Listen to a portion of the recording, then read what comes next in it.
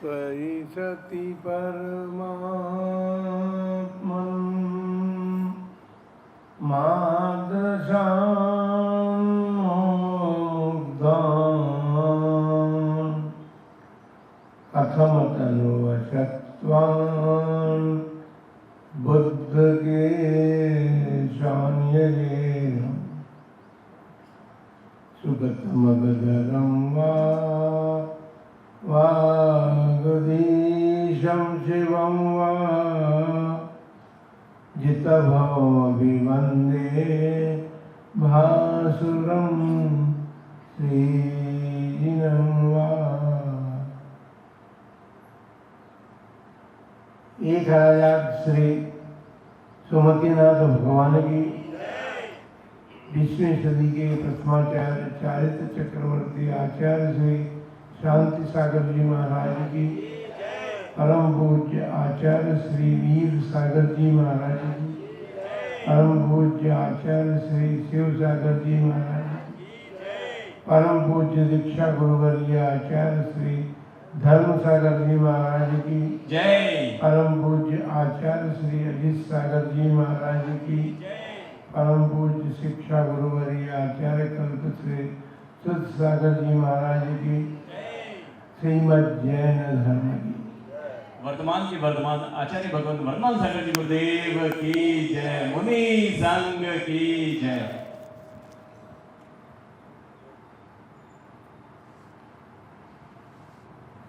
धर्मानुरागी महानुभाव, मंगलाचरण की प्रथम पंक्ति में एक शब्द हमने उच्चरित किया था, त्वयि सति परमात्मन मार्गदर्शन मोह मुग्धान। संसार के सभी प्राणी मोह में डूबे हुए हैं, मुग्ध से,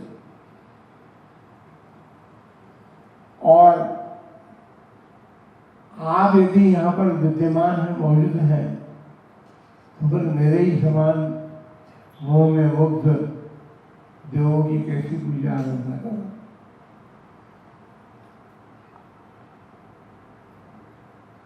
बात ठीक है,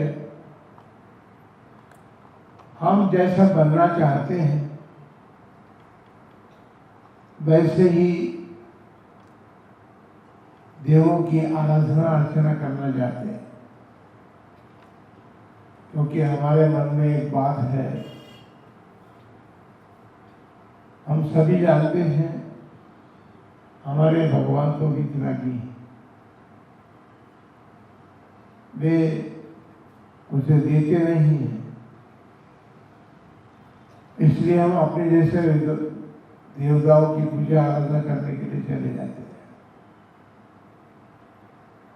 हमें ये श्रद्धा और विश्वास नहीं है कि वीतरागी भगवान भी अपने जैसा वीतरागी बनाने के मार्ग बना सकते हैं। यदि हम अपने मन में वीतरागी बनने की भावना भाएं तो फिर हमें राग को छोड़ करके विरागी बनना होगा, और विरागी बन करके जब हम अनुरागी बनेंगे तो जो अनुरागी बनने का पुरुषार्थ करता है वही वीतरागी बन सकता है। पंडित प्रवर दौलत राम जी की पंक्तियां हैं, आप सभी परिचित हैं उन पंक्तियों से।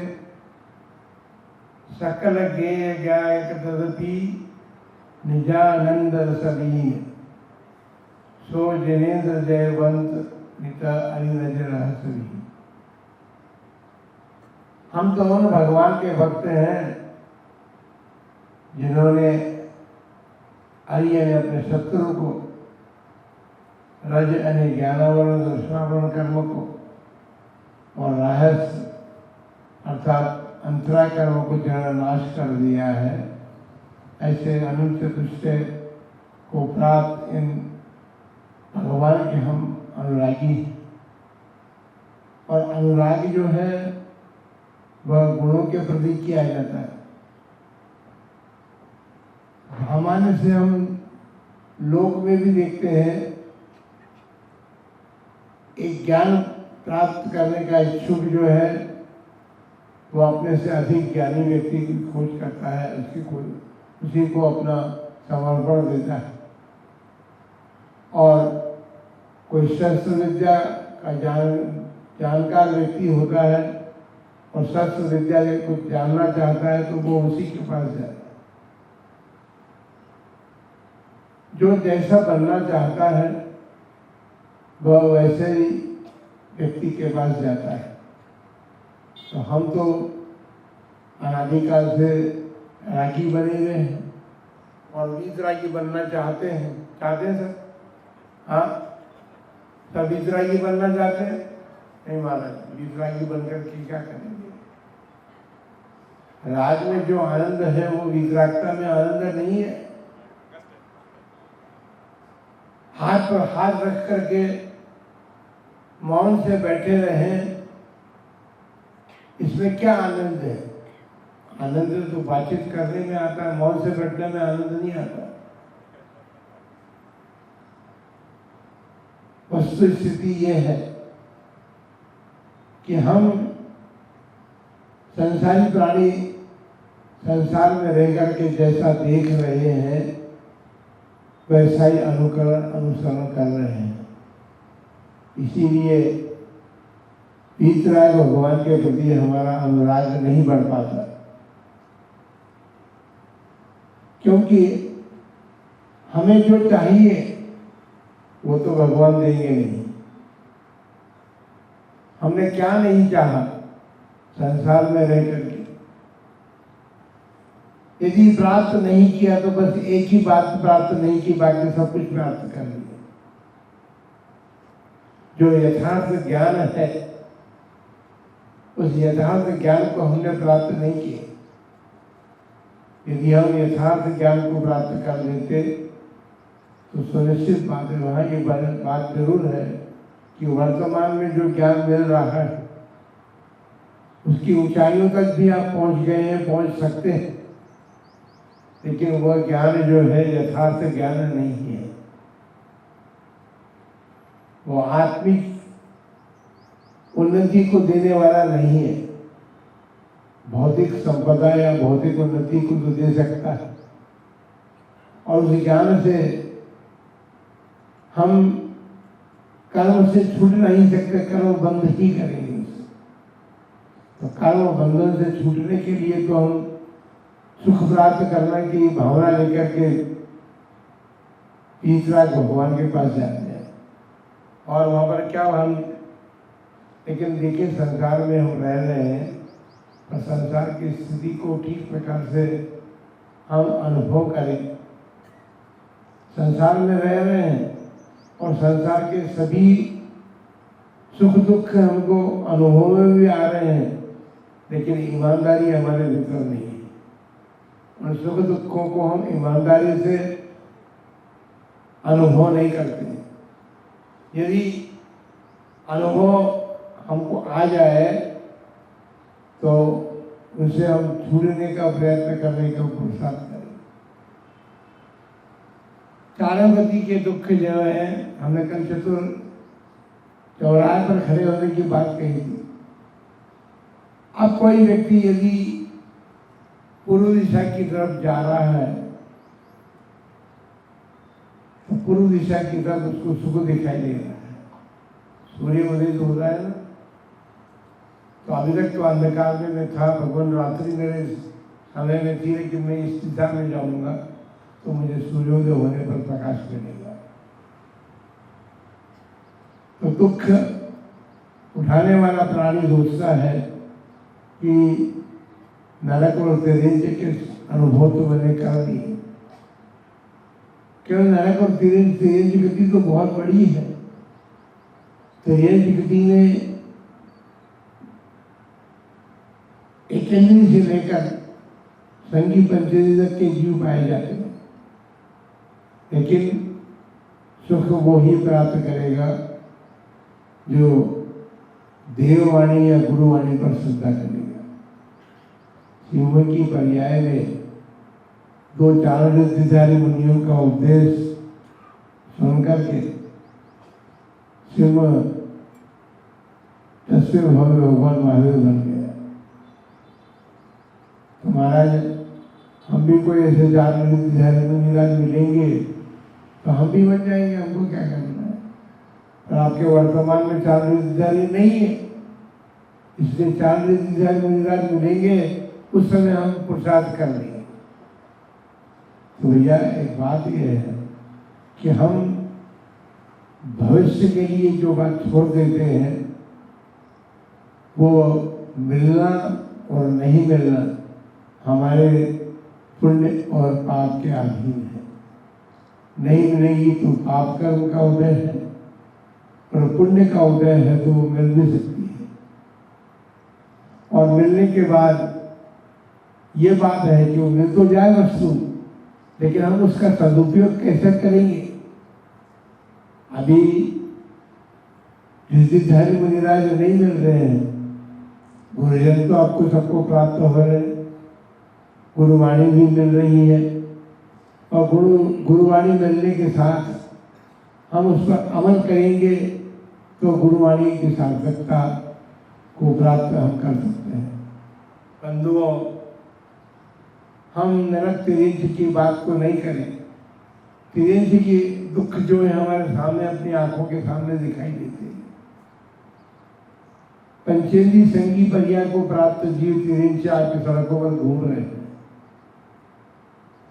उनकी रक्षा के लिए भगवान की वाणी जिन्होंने अपने हृदय में धारण की है, उनको ये मन हुआ कि ऐसे सड़कों पर घूमते हुए प्राणियों की रक्षा अपन गौशाला बना करके करें। लेकिन एक बात हम और बता दें कि गौशाला का मतलब केवल गायों की रक्षा नहीं है।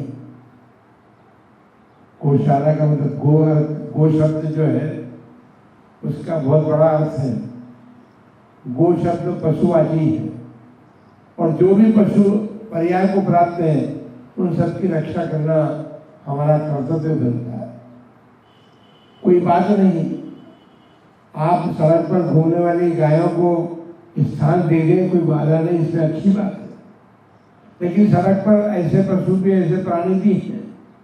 हम सलूम्बर में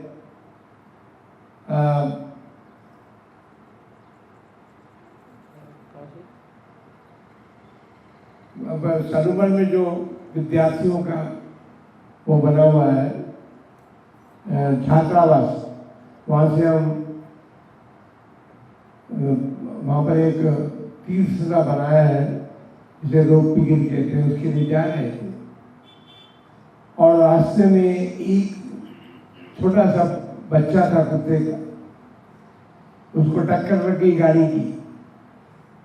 लेकिन उसको थोड़ा भाग्य जरूर था कि संग उसी रास्ते से जा रहा था, उसको नमकार मंत्र सुनने का अवसर तो मिल गया।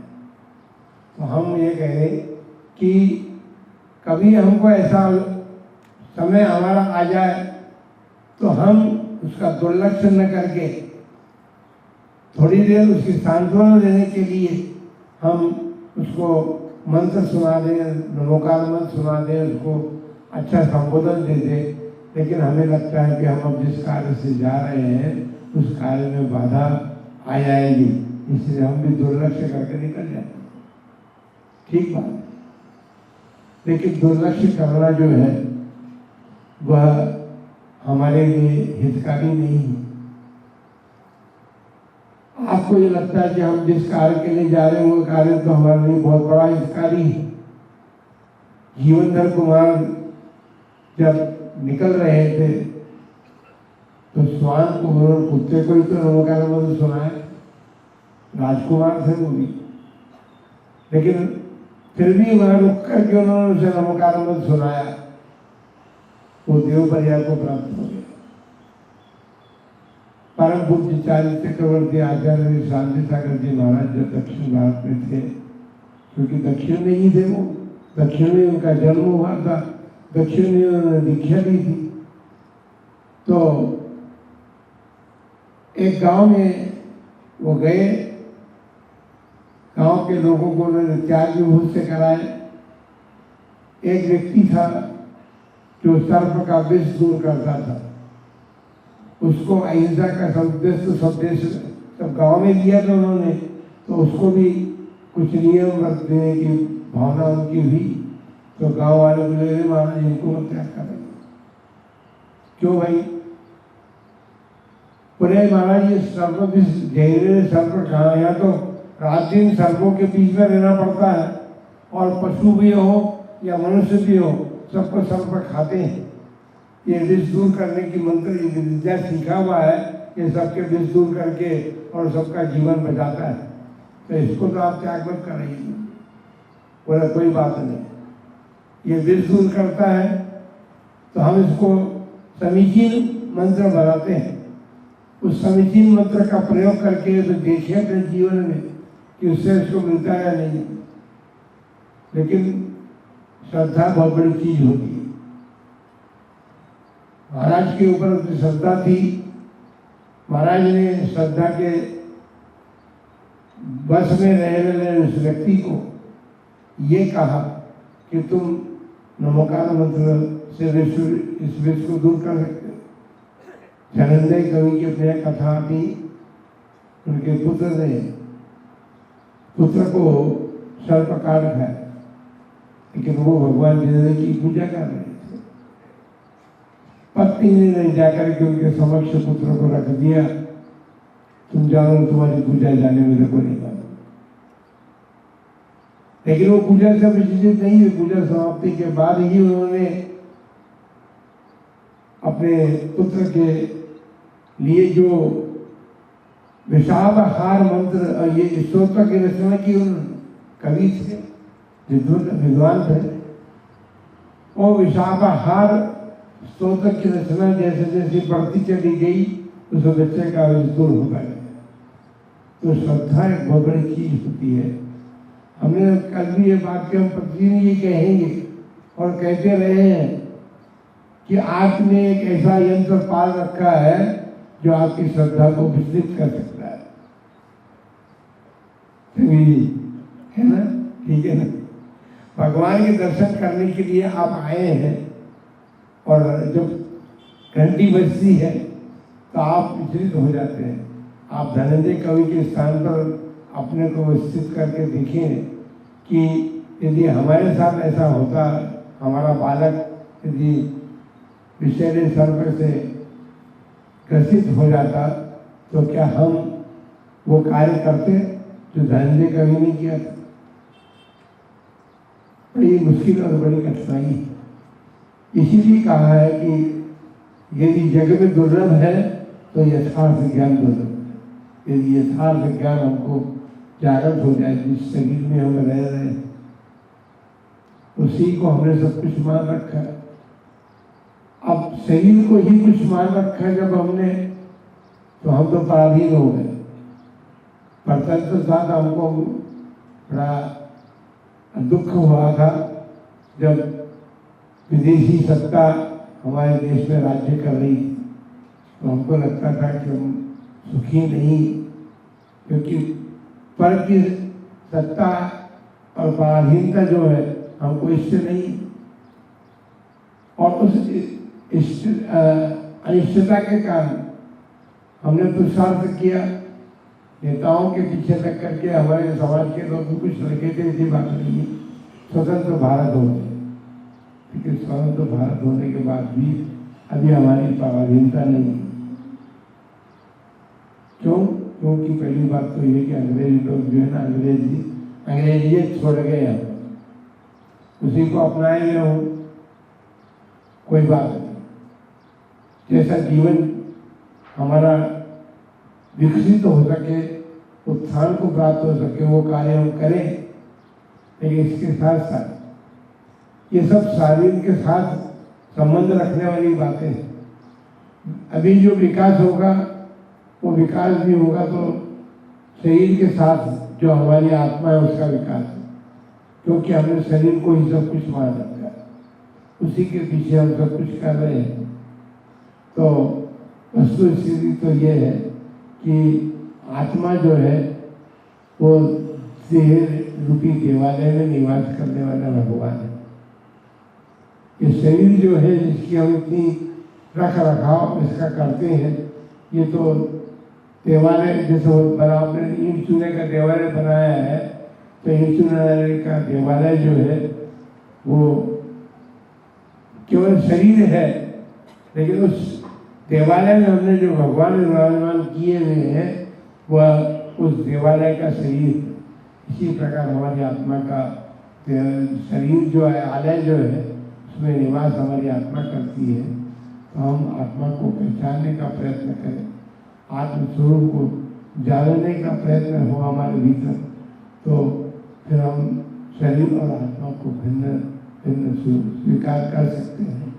और स्वीकार कर लेंगे तो सुनिश्चित बात है, इसीलिए तो हम स्वीकार नहीं कर रहे संसार के प्राणी, क्योंकि स्वीकार करने के बाद तो फिर हमको आगे भी कुछ करना, और जब आगे करना है तो फिर माता जी ने कारिका कही थी ना, वरम प्रति प्रथम दैवम, वो दैव प्राप्त करना ही उसका लक्ष्य नहीं है, क्योंकि व्रत जो है हमारे जीवन को उन्नति की तरफ ले जाने वाले, बिना व्रत के कुछ भी नहीं होता। अपन समझे सोचे जा कि 32 वर्ष की उम्र आचार्य महाराज की थी और समय शिखर ग्रस्त अवस्था में गए थे, वहीं पर वो घी और तेल का त्याग करके आए, बताइए आप। उसके बाद उन्होंने घर आने के बाद नमक मीठा खाना बंद कर दिया। अब क्या शेष रहा? दूध ही तो शेष रहा, दही हो सकता है, लेकिन उसके बाद भी उन्होंने त्याग मार्ग को अपना करके अपने जीवन को तो धन्य किया ही, लेकिन समाज को भी धन्यता प्राप्त करने का मार्ग दे करके गए हैं। इसलिए हमको इस 20वीं शताब्दी के 2024 के वर्ष में एक अवसर मिला है, क्योंकि जो उपकारी का उपकार मानने वाला है वो कृतज्ञ होता है, और जो किए हुए को जानता है, किए हुए को मानता है, उसके प्रति उसका समर्पण होता है। अब हम सबको एक अवसर मिला है, हम आचार्य श्री के द्वारा जो हम पर उपकार हैं उन उपकारों को स्मरण करके, और इस वर्ष हम उन धर्म को धारण करके जिन्होंने अपना जीवन धन्य किया था, उनके प्रति हमारी श्रद्धा भावना जागृत हम करें। हमको भी वो इतना उपदेश दे के गए हैं कि हम उपदेश से चाहे मुनि हो चाहे सावक हो अपना उत्थान कर सकते हैं। उन्होंने कई लोगों को व्रती बनाया जो उनके परम भक्त थे। कुछ लोगों ने उनसे प्रश्न भी कर लिया कि महाराज आप इतना, हमसे भी प्रश्न करते हैं, कभी किसी को पकड़ लेते हैं हमारा महाराज, तो पकड़ते हैं तो बड़ी जोर से पकड़ते हैं, तो ये पकड़ते हैं तो फिर मेरे पास आते हैं, बोले महाराज इतना जोर है, इतना वो परेशानी क्यों आप उठाते? भाई हमको कुछ नहीं है, हमको आपसे कुछ लेना देना नहीं, हम तो व्रती बन गए हैं, महाव्रती बन गए, हमें तो कुछ लेना नहीं है, लेकिन हम ये चाहते हैं कि आप हमारी भक्ति करते हो तो भक्ति करो, तो कम से कम व्रती बन करके हम स्वर्ग जाए तो आप भी स्वर्ग में आओ, उसमें आप साथ साथ करेंगे, साथ साथ साथ बनाना चाहते हैं ना। एक भजन गाते हैं ना, वो आजकल बहुत प्रसिद्ध हो गया भजन, वो सावन के महीने में राखी और फिर उसके डोर बनू में और साथ साथ सदा हो, लेकिन वो केवल कहने की बात है, सदा साथ रहने की बात दूसरी बात होती है।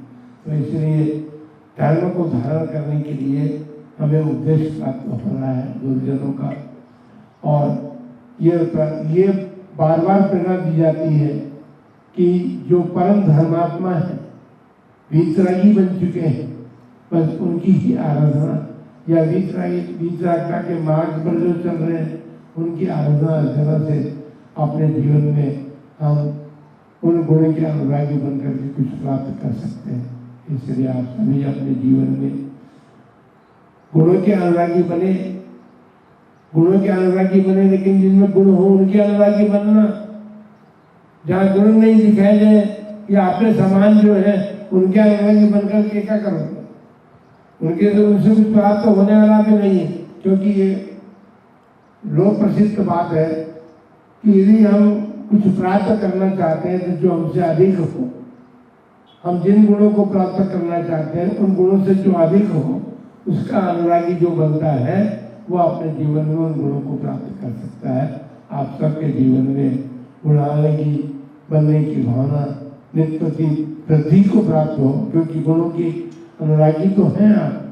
साधुजन आते हैं तो आप उनकी भक्ति भी करते हैं, सभी कुछ करते हैं, लेकिन उन गुणों को प्राप्त करने के लिए कुछ अधिक अनुराग अपने भीतर देना। राग अनु के साथ भी राग जुड़ा हुआ देखना, बोले हमारे आप राग की बात करते हो तो अनु के अनुरागी बनने की बात में आपने राग जोड़ रखा है, लेकिन उसके पीछे एक शब्द लगा अनुरागी, और अनुरागी सूत्र का अर्थ होता है गुणानुरागी।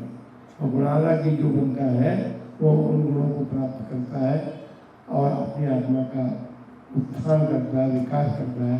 आप सभी लोग गुणानुरागी बन करके अपने आत्मा का उत्थान करें। इन्हीं मंगलमय भावना के साथ जो महावीर भगवान की